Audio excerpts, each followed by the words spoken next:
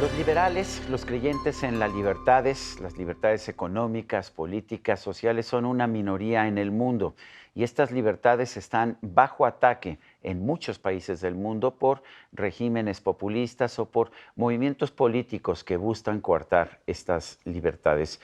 Yo quiero agradecer la presencia en este programa de uno de los liberales más reconocidos de todo el mundo. Se trata de Pedro Schwartz.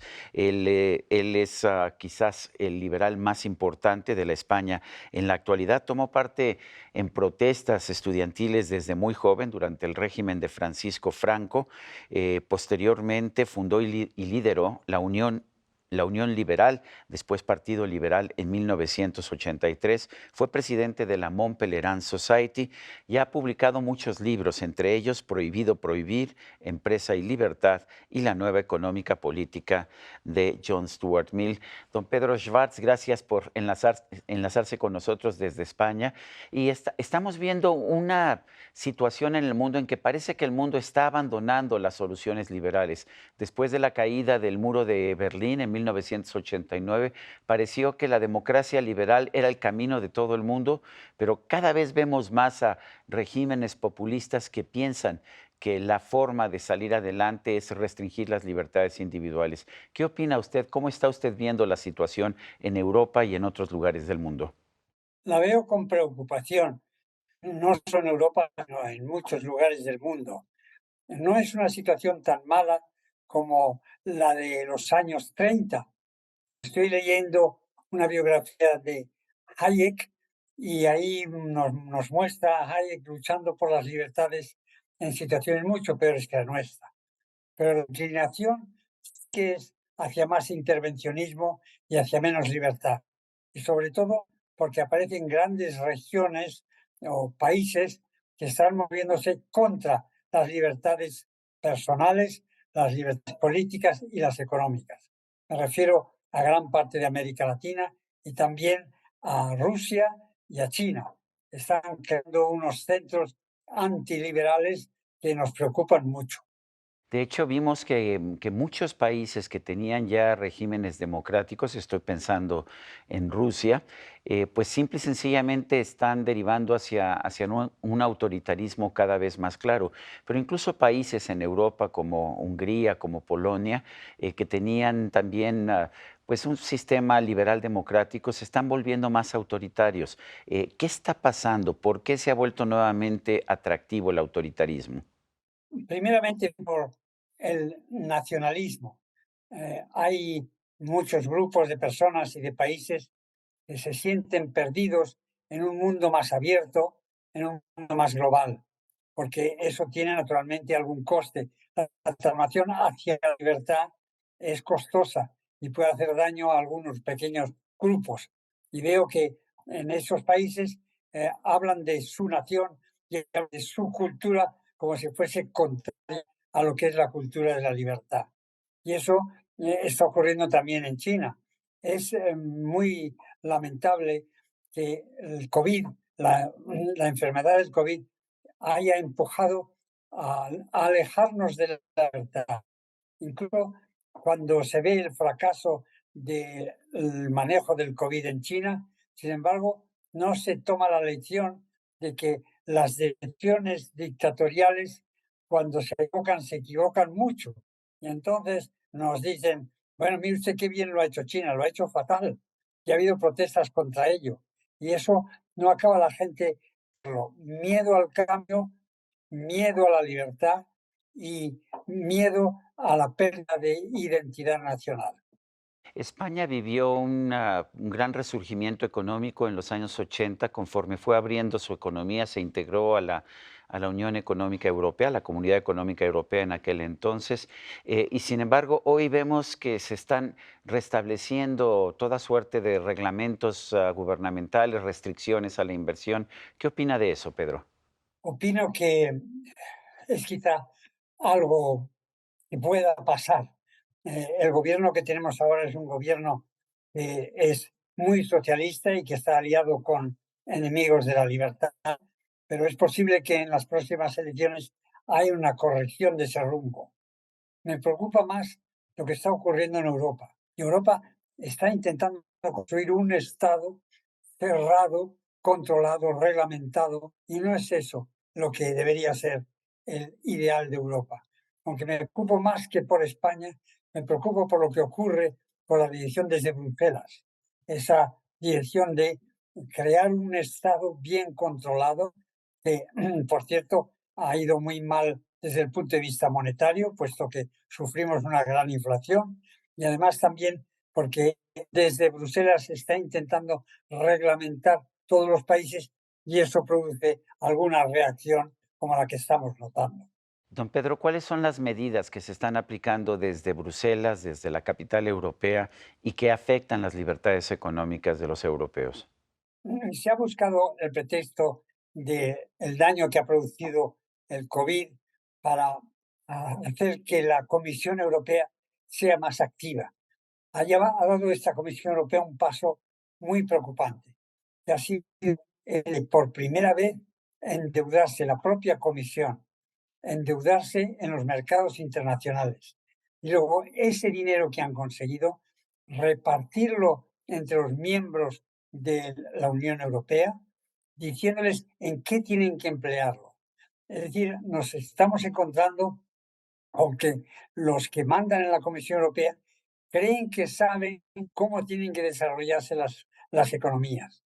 Y para eso se han endeudado y están repartiendo el dinero con directrices para que vayan por el camino de una economía más verde y una economía más digital.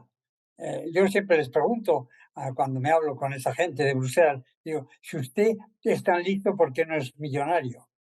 Todos ellos saben por dónde tienen que ir dicen que saben por dónde tienen que ir las economías y las sociedades, y creo que no lo saben, y el que lo intenten y se endeuden para hacerlo es preocupante.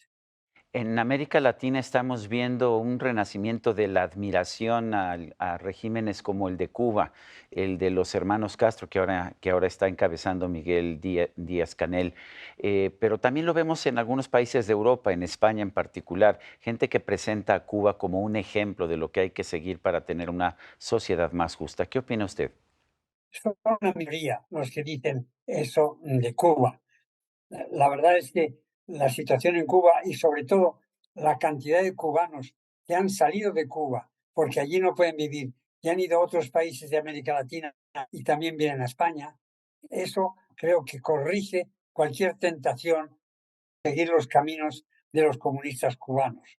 No es tanto Cuba la que me preocupa, la que nos preocupa, sino el populismo y también la idea de que no son los individuos los que tienen que gobernar políticamente, sino los grupos, a veces racistas, raciales, los grupos de idiomas, que se está pasando de unas democracias en las que cuentan son las opiniones de los individuos a unas democracias en las que cuenta son las opiniones de grupos, grupos que se crean artificialmente, entre otros grupos indigenistas o grupos que son contrarios a la economía de mercado. Este movimiento del individualismo al grupalismo es algo que en América Latina nos preocupa mucho. En España no creo que vamos por ese camino. Y es posible que las elecciones que vienen ahora, en mayo y luego en diciembre, corrijan algo de lo que está ocurriendo. Ahora bien, estamos viendo en América Latina, en los Estados Unidos, en Europa, nuevas corrientes migratorias o el fortalecimiento de corrientes migratorias que habían existido ya desde hace años o desde hace décadas.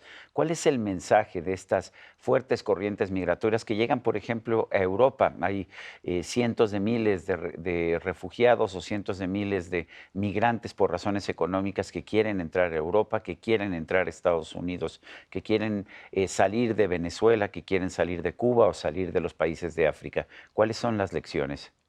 La lección primera es que la creación de un estado de bienestar muy generoso es normal que haya gente de países que no lo tienen.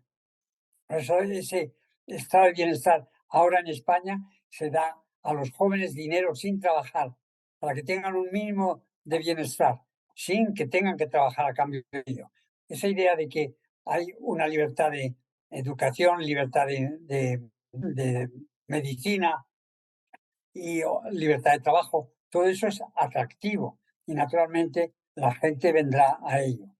La, la proyección de esa inclinación a venir a los centros de prosperidad artificial que crean los estados, la corrección es mayor comercio internacional.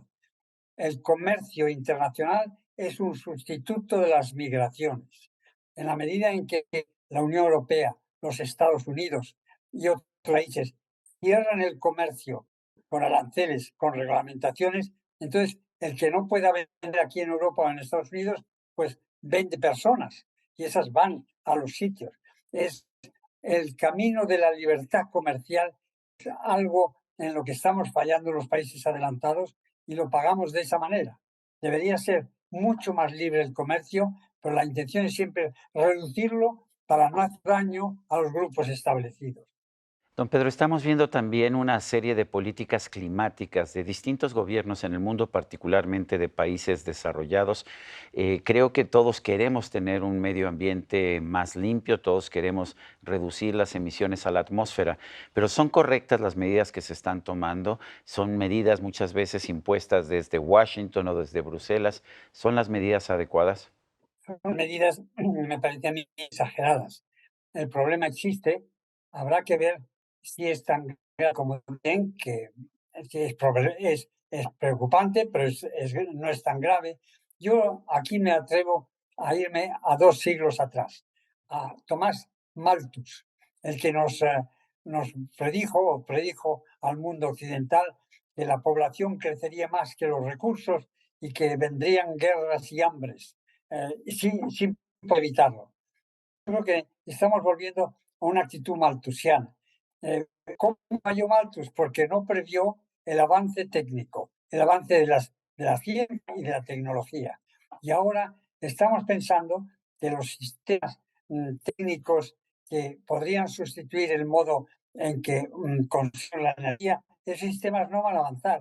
Y yo creo que sí, no sé por dónde, porque no soy yo quien lo haga, pero ya ocurrió entonces. Hay que tener algo más de confianza en lo que es el avance de la técnica que está transformando el mundo de una manera increíble y que la gente considera que estamos como detenidos en una tecnología de hace tiempo.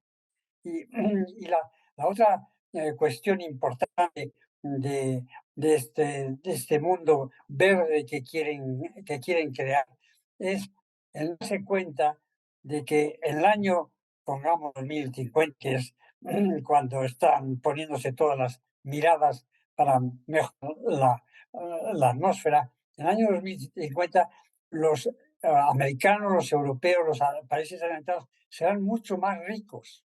Eso no se cuenta no solo la tecnología, sino también la riqueza de las personas en esos países harán que no sea tan grave la poca velocidad en corregir el ensuciamiento de la atmósfera.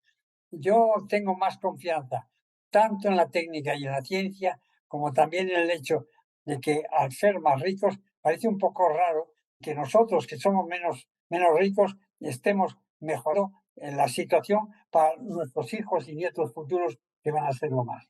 Hay mucho alarmismo y habría que mirar las cosas de forma más sensata. Don Pedro, usted ha defendido las ideas de la libertad desde hace muchos años. ¿Piensa que ha valido la pena? ¿El mensaje ha logrado difundirse entre la población, entre sus lectores, entre quienes lo escuchan? Hay altibajos, como hemos visto.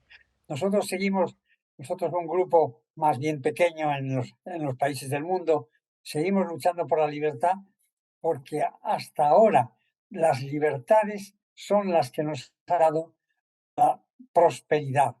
Quiero decir que desde el año 1800, pongamos 1850 o incluso del año 1800, la producción mundial se ha multiplicado por 4000. Ha habido una transformación de nuestra manera de producir que nos ha hecho mucho más ricos. Se llega a la gente a ver que el número de pobres ha caído y ha caído precisamente porque la libertad y el sistema de libre mercado son los que han creado la prosperidad. Digo que ha caído porque según las cifras del Consejo de las Naciones Unidas. Según esas cifras, en el año 1970 vivían con $1,50 al año un 44% de la población. Esa cifra así ha caído a ser ahora el 14% e incluso se acerca al 8%. Quiere decirse, la libertad es la que nos da la prosperidad, la que corrige la situación de los pobres y la que, sin duda, nos da esperanza. Lo difícil es trasladar esa confianza a la gente. A veces lo conseguimos, otras veces queremos mantener encendida la antorcha. Yo diría, no hay que dejar porque el futuro de la prosperidad y la libertad está con nosotros. Don Pedro Schwartz, yo quiero agradecerle el haber tomado esta videollamada. Le mando un fuerte abrazo. Igualmente, me encanta que me llamen de México porque tengo que volver pronto.